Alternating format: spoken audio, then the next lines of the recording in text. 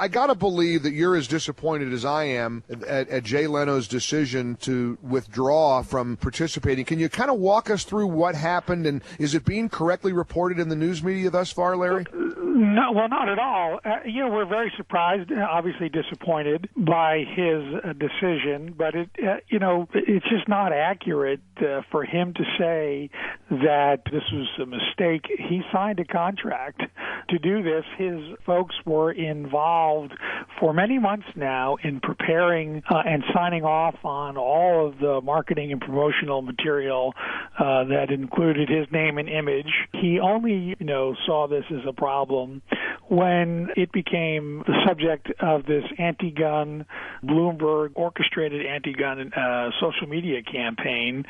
So only then did it become a problem. So he said, he can't be a hypocrite in doing this performance, but yet he was quite willing, apparently, to be a hypocrite and take the money from the National Shooting Sports Foundation to perform for our guests at our banquet, up until the social media campaign. It would have perhaps been beneficial for Mr. Leno to educate himself a little bit more about the group he was actually involved with, instead of listening to the blatant lies and misrepresentations by the anti-gun community, led by organizations supported and funded by, former New York City Mayor Michael Bloomberg. But, he's made his decision, and the true irony is that this will result in being the largest trade show we've ever done. It'll be the largest state-of-the-industry banquet we've ever had.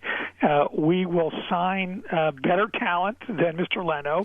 We are being approached now by other talent seeking the opportunity to perform for our guests and to support freedom, both the First and Second Amendment, right, and will not be kowtowed or bullied by these lies and these bullying tactics by the anti-gun community. Yeah, shame on Jay Leno for doing this. And Larry, I've interviewed you a number of times. You're always a very level, even-keeled guy, but you sound a little perturbed at his decision. Well, we're disappointed by the decision because he listened to, lies and misrepresentations. Yep, exactly. And it's he who's being the hypocrite by saying that somehow this was a mistake. There was no mistake when he took the money signed the contract and participated in preparing the material. And here's what his spokesman said. Of course, I'm reading this in probably the wrong place. The New York Daily News is one of the most ardent, vocal, anti-gun publications in the world. I mean, they just constantly hammer away at trying to make sure that people don't have the right to keep and bear arms. They are as anti-gun as the day is long. But according to the New York Daily News, Leno's spokesman, Bruce Bobbins, told the Daily News,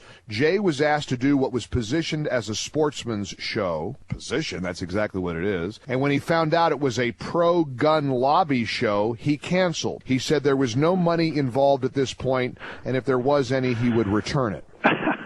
Well, of course, that's just simply a blatant falsehood and a distortion and Hollywood spin by, let's face it, this is an L.A. Hollywood guy. Yep. And, that's fine. The American public is aware of this, and let's see how well his show, this new TV show with cars does, because, people that are into cars are also the same kind of people who like to buy firearms and participate in hunting and the shooting sports. They're not the type that hang out at L.A. restaurants. No, exactly. They're not at Spago, eating some truffles.